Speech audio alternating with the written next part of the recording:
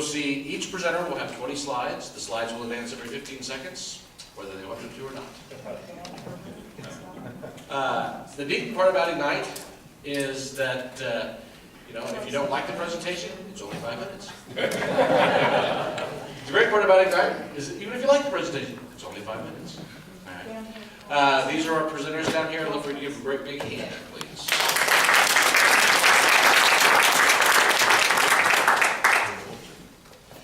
Our first presenter is Mr. Tim Luke. And go. My name is Tim Luke. I'm an MVPA with the NAA. I'm new to the organization, and I'm talking today about fakes, frauds, and fantasy pieces that you may come across in your auction or appraisal business. Now, a little bit about my background is that I was the former director of Christie's Auction House, also seen on HGTV's Cash in the Attic. I've written 2 books on the history and background of toys and collectibles. I run a business and have been in this business for over 20 years. So in my background, I've seen a number of these items come into play. We're going to look at materials today, and I'm going to focus primarily on cast iron, metal, paper, and memorabilia. Those are the areas that you can find fakes and fantasy pieces in this industry. We want to make sure that we're presenting the right items. The tools that you use, that I've used, that are very simple. A loop to magnify the item, to look at certain items, whether there's dots or not, the type of paint that is on something. A black light helps illustrate if the paint is old or not. Start here with cast iron toys, and these are 2 Hubley toys. One of these is original, the other is a modern reproduction fake. Can you pick that out? Well, let me tell you, there's a couple of things that you can do to look at this, that if somebody brought this to you, they want to know if it's real. This is the fake piece. First of all, you look at the paint. It is a red that is more orange. The lack of attention to detail, in addition to the unsmooth casting of the piece, really sets it apart, has a value of $10. As opposed to the difference there with the real item, you can see the smooth casting, the attention to detail, the red paint. And I was the auctioneer for this. It sold for $97,500, which is a major difference. If you can tell the difference between a real and a fake in this area, lots of money, big difference. Coca-Cola memorabilia is another area that you'll find a lot of reproductions and fakes. We have a Tiffany belt buckle, don't be seduced by Tiffany, and we have a tin plate sign. Which one do you think is the real one? Well, I'll show you. The fake, actually, is the Tiffany belt buckle. Because if you look at the conflicting and incorrect marks, it says Tiffany, London, England. And the construction of this is really shoddy. If you ever see a belt buckle that says Tiffany, it's a fantasy piece. Here is a Coca-Cola tray and a sign. There's a lot of these in the marketplace. Look for the beautiful lithography on these items. Check the margins. Make sure that it doesn't say 2012 on there. And also look at that red lithography. This piece sold for $55,000. Now in Hollywood movie posters, these are 2 identical pieces, but one is the original and the other is a modern reproduction. And this is an area where the prices have really increased in Hollywood movie posters. So what you want to look at is, again, the reproduction posters. Use your loop. You're going to look for those printed dots. You'll be able to tell that immediately. The size of the poster, 22 by 16. And if it says Portal Publications, that is a fake. That is a reproduction. Now, here is the real poster. Again, looking for that great stone lithography. Here are the sizes. So that dictates that, yes, those are original. Size does matter. And the value here is $130,000 for the original. And the next item is signed memorabilia. And this is Hollywood memorabilia. Marilyn Monroe, if you have a young Norma Jean or a signed Monroe photograph, actually both of these I've seen and taken a look at. It's difficult to tell signatures, but there are some things that you can do to begin with. The real signature, look at the type of paper that the photo is printed on. You also make sure that it's signed in pen, ballpoint pen, and not a blue Sharpie or something that wasn't during the time that Monroe was alive, and also the provenance of the item. This piece sold at auction for $14,500. The fake piece was, the paper was thin, it was a Sharpie instead of a ballpoint pen, and the signature on her name, Norma Jean, is one N, not 2, which is really significant if you're valuing Monroe items. Now, iconic sports memorabilia. Babe Ruth, probably the most sought-after signature in baseball. One of these is a fake, one of these is a fantasy piece, and could you tell the difference if you were presented with these to sell at your auction or appraise them? This is the real one. You want to look for a signature on the sweet spot, which is that part of the ball. There's the loop in the R. The provenance of the item also helps establish its value of $63,250. As opposed to the reproduction or fantasy piece, this is a secretarial signature. It's stamped on the ball. It was part of a Sinclair Oil contest. And there were only 500 of these out. They were given away. And it's not that it's a fake, but it was a signature by a secretary. My name is Tim Luke. I hope you enjoyed this presentation on fakes, fantasy, and frauds. Thank you.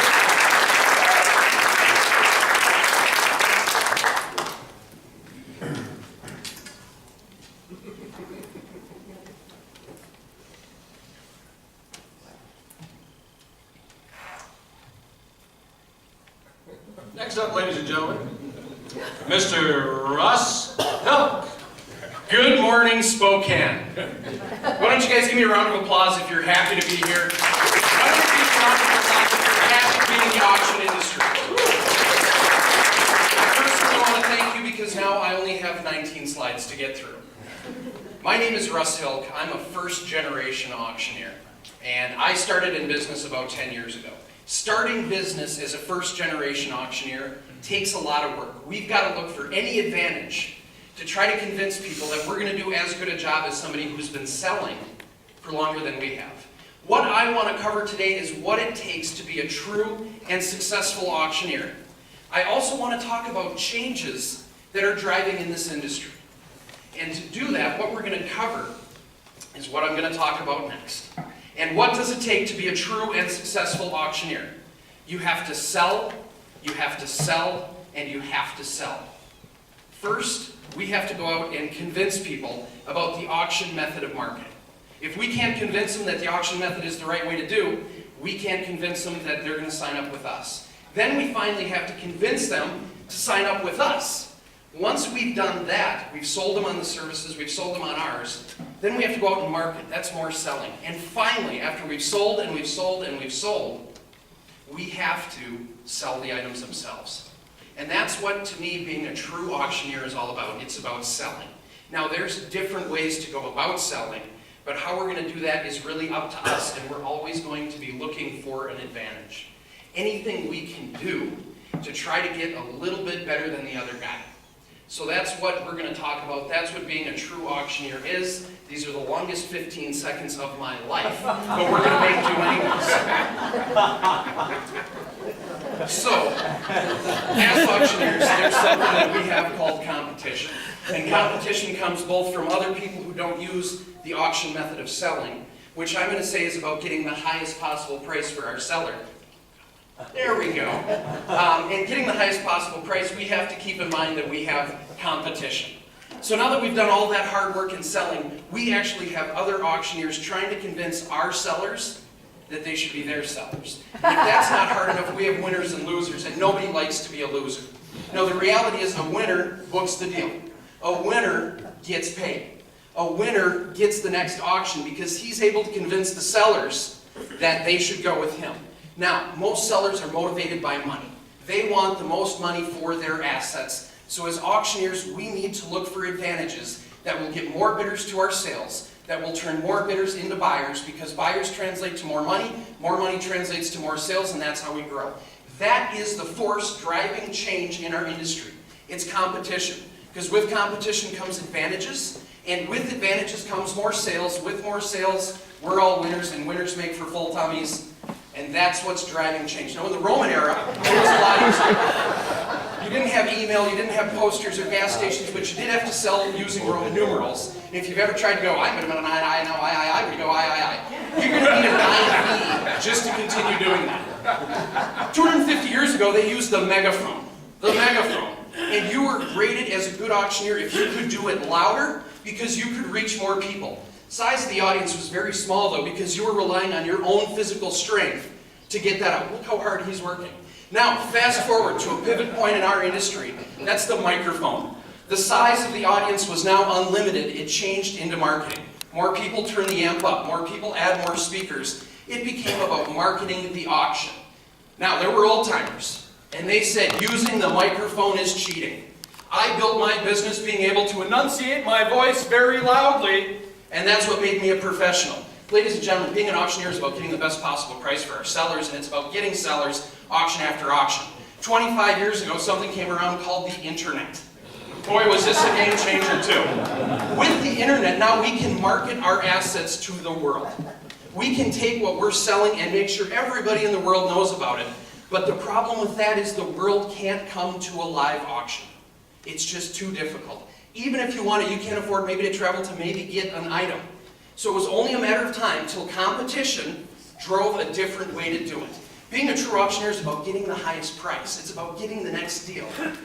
An online auction was going to happen. It's progress in the industry.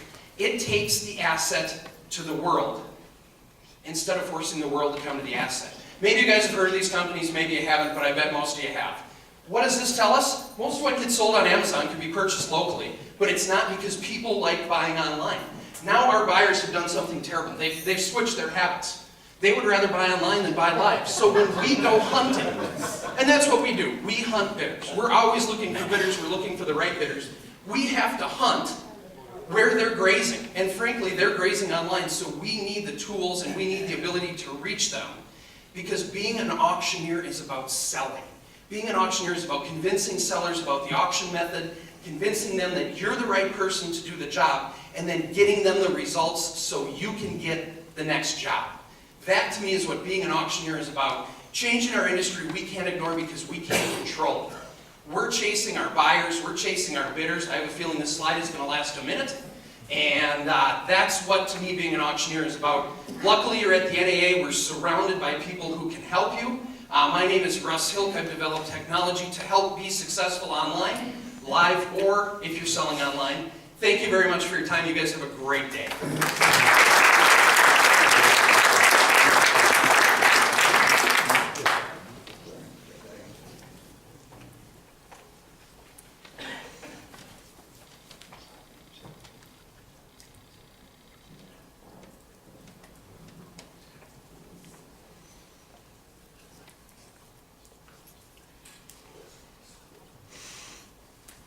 Next up, ladies and gentlemen, Miss Cindy Soltis Stroud.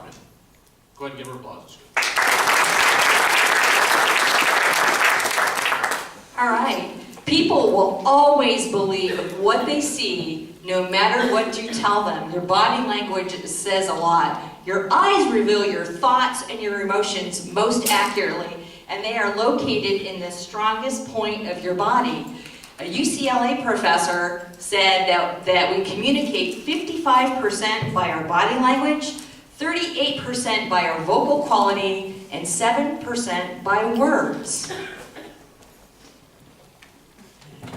When we disagree with someone, we hold their gaze slightly longer, our lips are pursed tightly together, and your expression states your whole position. So you may be saying you're happy, but the way you look says, I'm not happy with you at all. You want to make sure that your expressions match your face. So when you have open facial gestures, your eyes are engaged, your mouth is relaxed, your head is tilted in interest, and you're safe and inviting. So you don't want to be yelling looking like this. Closed expressions are pursed lips, furrowed brow, and your eyes are kind of squinted together. You're not prepared to be open, and when you look like this and tell someone you're ready to listen, no, you're not, and they're not going to tell you. When someone holds your gaze, they're either attracted or interested if their eyes are dilated. If their eyes are wide, then you know they're happy talking to you. If their eyes are constricted, they're not happy. They're either angry or hostile. Westerners, which would be us, we look at one another about 61% of the time. We have mutual gazes about 31% of the time. Our listener interacts with us about 75% of the time, and the speaker interacts about 40 to 60%. We also communicate about 2.95 seconds. Other people in the world might communicate 1.8 seconds. If we hold their gaze longer than 1.8 seconds, they see us as hostile or angry. When you give people your attention, when you looked at them 2 to 3 seconds, you're showing interest and permission to speak. You always want to look at the facial triangle, the eyes, and the mouth. That's an inviting conversation. When you're doing business, you want to look people in the eyes, below the chin and other body parts. Say, I'm not here for business. Well, that's a funky business. Or it's not just a friendly hello. Visor eyes. You've seen these on Clint Eastwood and Donald Trump. They're really famous for this. It shows dominance, strong, and they're in control of the situation. The eyes are slightly narrowed, and it's all in the perception. People in positions of dominance use eye contact confidently. Their eyes move slow, and they pay attention, and and for an extended period of time, but you gotta be careful not to stare, because then you make people feel really uncomfortable. The evil eye. Arnold Schwarzenegger was really good at this. It's very intimidating, and it's also a little bit unnerving. And when people look at you this way, you know immediately they are not happy. If you can't look people in the eye, look at the triangle, the forehead down to the nose, and this will allow you to keep control of the interaction. Other than that, you won't be able to speak because you're intimidated by looking people straight in the eye. Adding visual element to verbal will allow retention. The retention increases by 50%. You achieve a 400% increase in efficiency, and your business meetings, it's proven, will be reduced by 28%. People who avoid confrontation don't want to look at you. They're taking the person that they want to avoid out of the picture. They don't want to see the dominant person. They're looking for escape routes. And you can tell this because their eyes are looking everywhere but you. Deceivers often rub their eyes. Men who are deceivers rub their eyes more vigorously. Women will touch the bottom of their eyes, or the area just below their eyes, and not as often. Okay, other actions of deception. People will avoid your gaze. Their eyes dart back and forth. They fail to connect at all. And you want to make sure that you're looking for patterns from the past before you judge anybody. Is this something that they do all the time when they communicate, or is it unique? If you're a crier and you get emotional when you speak, find a focal point somewhere. It will stop your crying just like that. The other thing you can do is press the tongue up against the roof of your mouth, and it will also help you concentrate and stop the tears. When you're negotiating a good deal, your eyes dilate when you're happy. You can't control this unless you're on drugs. Poker players use the sunglasses. They're not just acting cool, they're hiding those emotions for a good hand. Thank you.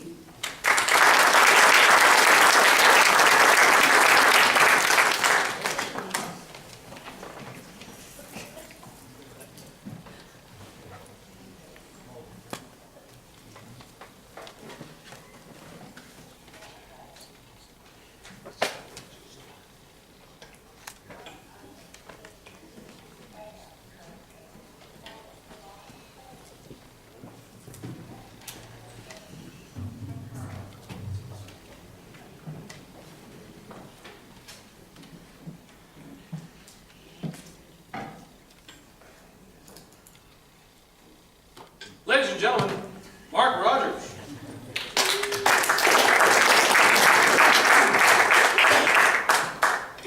Good morning, I'm Mark Rogers. I'm playing a little song. I was not prepared for that. It's good to see you. We're going to talk briefly about leadership.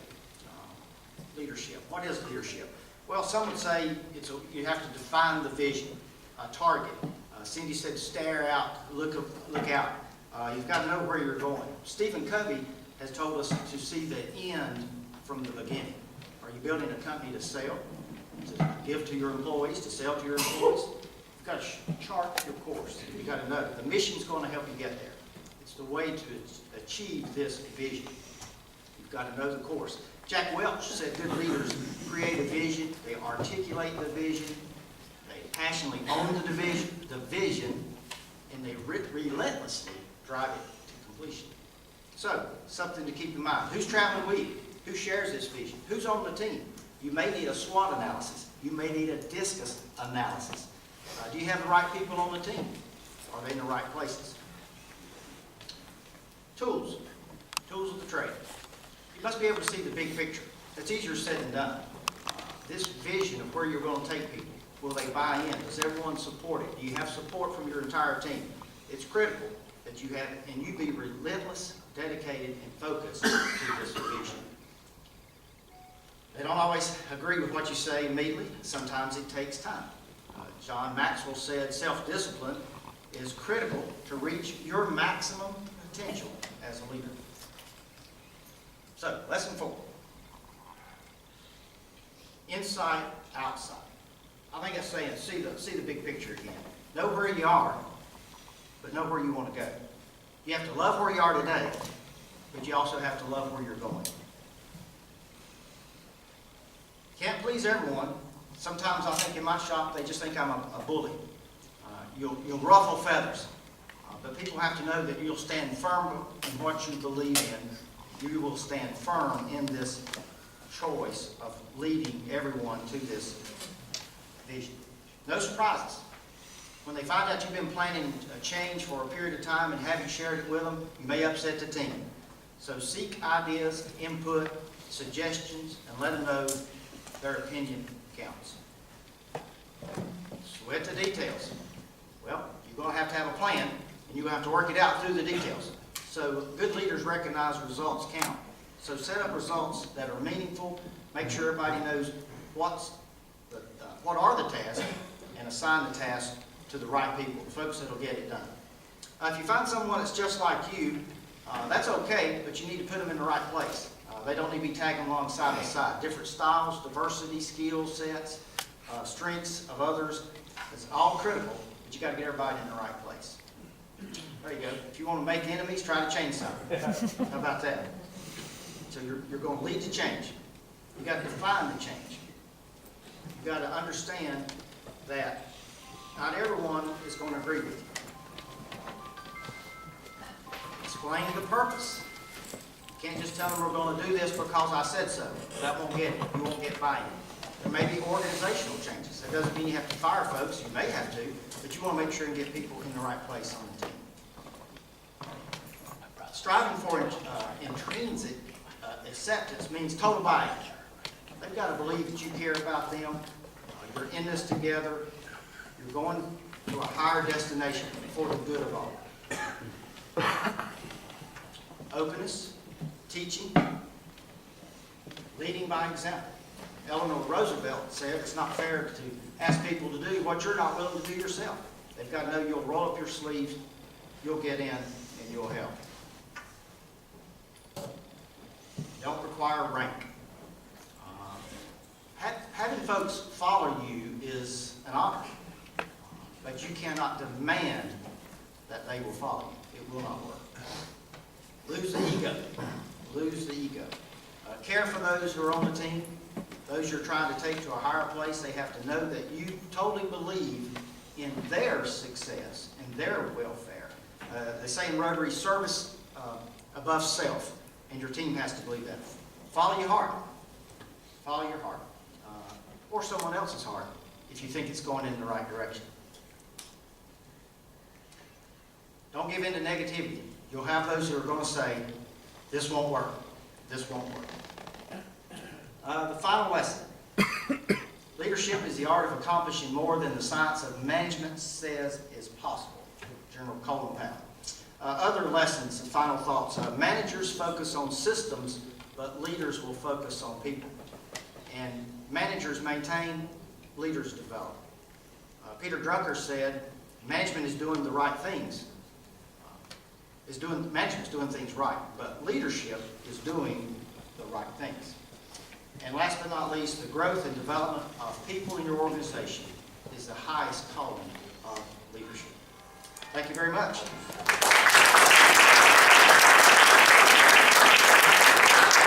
Okay, before Pam starts, Give him another hand because those slides were advancing about every 9 seconds.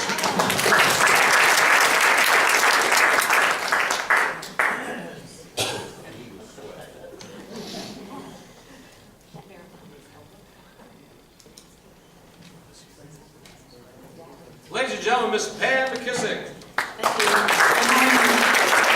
The number on the seller's head is put there by appraisers, bankers, real estate agents, mothers-in-law, people who have no intention of writing a check to back it up. If you can't get the number out of the seller's head, you can't do the deal. There's a lot of myths about auction. You won't get what the property is worth. Only people in trouble go to auction. Auction has been popular for hundreds of years because it works. People don't continue to do things that don't work. And you wouldn't be sitting here, auctioneers would have been stoned to death. 7 reasons why auction works: competitive, efficient, exciting, entertaining, time-definite, public, proven. Auction doesn't work when desperate auctioneers set irresponsible reserves for busted sales that hurt themselves and the industry. Reserve right, sleep tight. Auction is a strategy. Stop going around saying that your sellers only believe it's a last resort. Auction is a strategy by smart sellers wanting to move on with their lives. Smart sellers wanting to move on with their lives. Comfort for control freaks. You know, sellers can't control history, what they paid for the property, what they owe the bank. They can't control the future, competition for their asset, and they can control the day the property will sell. Help them focus on controlling their future, not their past. Own who you are and sell what you own. Is the seller lights out by night, or do the Chippendale dancers perform in the sauna on Saturday night? The seller's relationship to his community, to the property, and to his relatives affect the sale. So you can't do the biz if you don't know who she is. Every seller has a buffalo. What does the seller need beyond money that is going to make this sale a success? Because there's a psychological need in every single sale, and you have to find out what that is. And the need has to become more important than the number in their head. When you honor the buffalo, does the seller want to auction his property to celebrate a success, a lifetime of work? Does he want to get revenge? She want to get revenge on an ex-husband? What is the buffalo? You can meet the reserve, close the sale, and still have an unsuccessful sale if you don't honor the buffalo. Change the seller's fear of change. The flip side of fear is freedom. Freedom from debt, freedom to reinvest, freedom to move on with their lives, freedom to move to a new town. Focus your client on their personal freedom. Your real estate agent gene. There is absolutely nothing wrong with traditional real estate sales so long as outcome is not a factor and time is not critical. That's why the U.S. government loves traditional real estate sales. Current market value. When the auction company delivers the market and the market speaks, that is current market value. Last list is not current market value, it is a wish. The auction high bid is not lower than the last list. Auction is simply where real estate meets reality. Getting the middleman out of the middle. Last listing and waiting is something any seller can do for themselves. What they can't do is bring an audience, create competition, and sell in 30 days. That's what auctioneers do. Remember, high bids go up, last list goes down. Great auctioneers make great auctions. Salespeople put the property in a position to sell based on the way they did the deal. Marketing delivers the high bidders.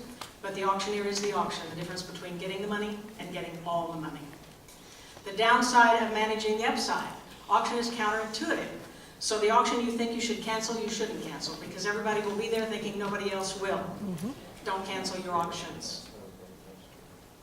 An ostrich thinks its ass is covered. If a seller is waiting anything out, his broker, the marketplace, his financial situation, the economy, he's merely laying low. And laying low isn't a strategy, it's a position. Weighing the price of personal freedom. If your seller is staying in a house despite an ex, honoring a dying parent's wish that they never sell the homestead, the seller is being held captive by his real estate. Help him understand what he can do, be, or become if he would let go of the real estate and sell it. Personal property can be very personal. Go ahead and sell this. You know, I've decided I'm not going to sell this. You know, I'll sell this if you can get me $300. You know, I was going to sell this, but my daughter wants it, so I think I'm going to pull that. Do the 5 categories of personal property auction before the auction. Electronic auctions. Online interactive auctions don't automatically make a great auction, but they can be a global window into a great auction. I still believe eye to eye makes them buy. The greatest offer in the world. Realtor calls you up. If I have a buyer right now, they'll pay more than last list, but they're not going to go to the auction. You've got to cancel the auction. Auction creates heat. Heat forces competition. Never turn down the heat. I've written a book called Auction Your Home, Absolutely. It's for sale outside for those of you who'd like a copy. I hope you'll read it. Or you can buy it online, and the proceeds go to NAA. Thank you so much.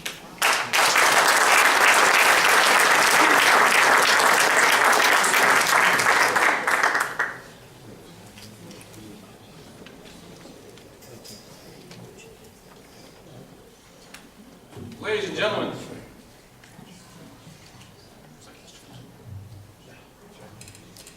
Mr. Rich Schur.